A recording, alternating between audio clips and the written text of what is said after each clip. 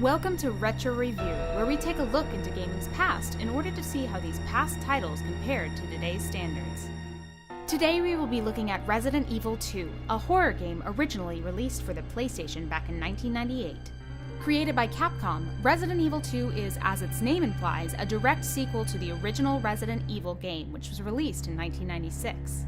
We should warn you before you get too far into this review that we will be spoiling some major plot points for this game, the original Resident Evil, as well as some minor spoilers for Resident Evil 6, so view with caution.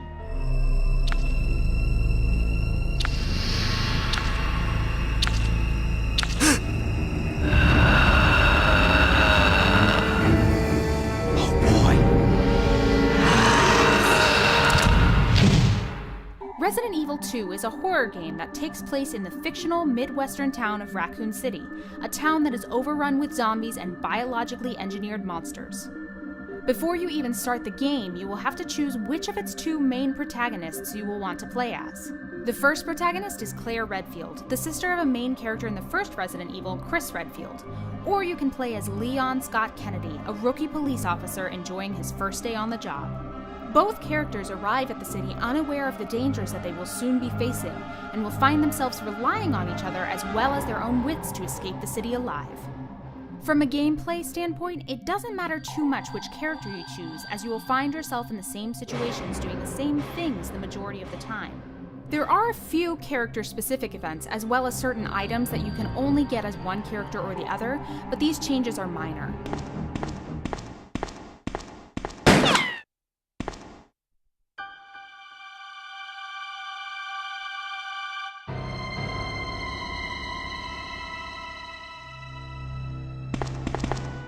Sorry about that. When I saw the uniform, I thought you were another zombie.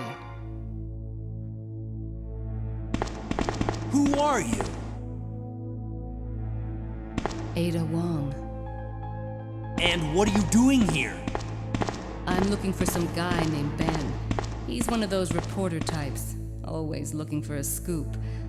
I heard he was locked up in the cell block, only there's a wrecked car barring the entrance. I've been trying to find another way inside. In the first game, you would have to handle certain circumstances differently depending on which character you chose. This is because if you were to choose to play as protagonist Jill Valentine, you would have less health, but you would have the ability to hold more items at any given time. While as Chris, you would have more overall health, but you would have to be more careful when managing any items you pick up. These character-specific restrictions are virtually non-existent in Resident Evil 2, as both characters have the same number of inventory slots as well as the same amount of health. The gameplay of Resident Evil 2 is a combination of exploration and puzzle solving, as well as battling against the creatures that infest the city. When fighting against the undead, you start with a pistol and a knife, though odds are you won't find yourself in a situation where you will be using the knife very often, if at all. As you go through the game, you will obtain more weapons that you can use to dispatch the various monsters that you will come across.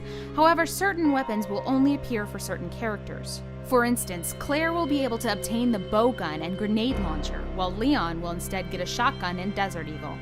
The game utilizes what are known as tank controls, where pressing forward on the controller will cause the player's character to move in the direction that they are facing, while pressing left or right will cause the player to turn. In order to attack an enemy, you have to have your character go in a ready stance, where they will aim their weapon and then press the action button to attack. Unlike some of the later Resident Evil titles, there is no auto-aim by default in Resident Evil 2, so if you are facing the wrong direction, you will have to slowly turn around in order to face your foe. This wouldn't be as big of a problem if it weren't for the fact that there is no way to quickly turn around to face the opposite direction, as this feature wasn't implemented until Resident Evil 3. This is possibly one of the biggest points of controversy for anyone who has played or at the very least knows about the series. There is a divide in the player base, as there are many who like the classic controls feeling, say that it adds to the claustrophobic horror of the game, while others despise the controls with a passion, believing it to be a relic of a bygone age. Either way, it's a bit clunky by today's standards, and since very few games use static camera angles, it makes sense that this style of control is no longer utilized.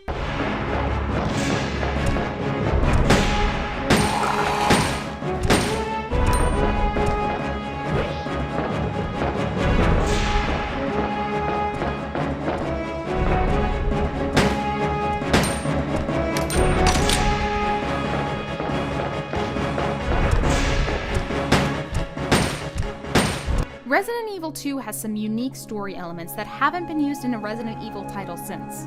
In the original Resident Evil, the player is introduced to the T-Virus, a mutagenic virus that could cause the reanimation of the dead, as well as the deterioration and later reanimation of the living. In Resident Evil 2, you get a good look at another virus that could arguably be considered its successor, created by the main antagonist of the game, William Birkin. He dubs his creation the G-Virus, and while it is built off the T-Virus, its effects are far more devastating. With the T-Virus, the majority of infected individuals are reduced to undead monstrosities. However, rare individuals would mutate to adapt to the virus. These individuals were few and far between, and even after mutation, there would usually be a significant loss of intelligence, often negating any possible positive. The G-Virus is similar in the fact that the subject will eventually lose its memories and will eventually begin to act on pure instinct. However, unlike the T-Virus, the G-Virus can cause almost immediate mutation, which causes increased strength and durability in the host.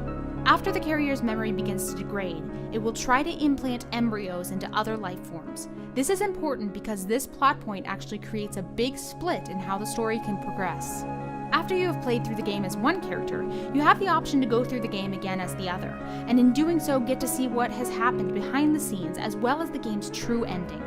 This leads to two different versions of the same story, often referred to as Leon A and Claire B, or Claire A and Leon B. While the majority of the story is similar, there are a few big plot point changes. In the Claire A story, Sherry becomes infected with the G-Virus after her father, whom has become a G-Virus monster, implants her with an embryo, and Claire must find a way to try and neutralize it in order to save her life. This side plot doesn't occur in the Leon A story, as Sherry is never infected.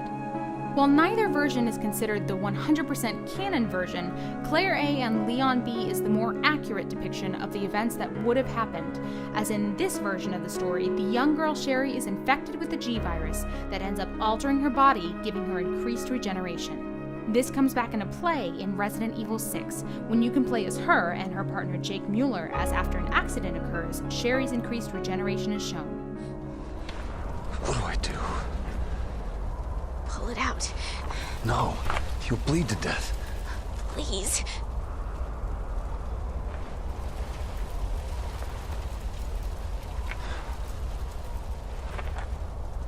Don't say I didn't warn you.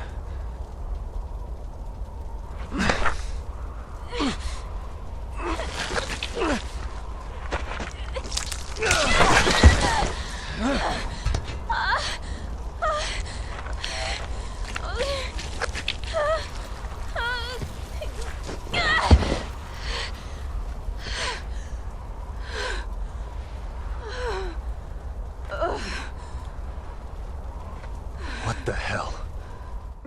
The game came out in the 32-bit era, and not surprisingly, has not aged very well visually. While it looked good at the time, the blocky character models and dated animation look goofy by today's standards. The static backgrounds do still hold some charm, but even they have seen better days. Let me be blunt. If you are going to go back through a playthrough of Resident Evil 2, you will not be doing it because it is pretty, you will be playing it through because it is good. Despite the fact that the game has noticeably aged, with its clunkier aspects being harder to overlook, the game is still very enjoyable. While I wouldn't expect it to terrify most players now, the fact that it is still fun to play with its campy but fun dialogue, immersive atmosphere, and generally solid gameplay, which has made Resident Evil 2 so fondly remembered.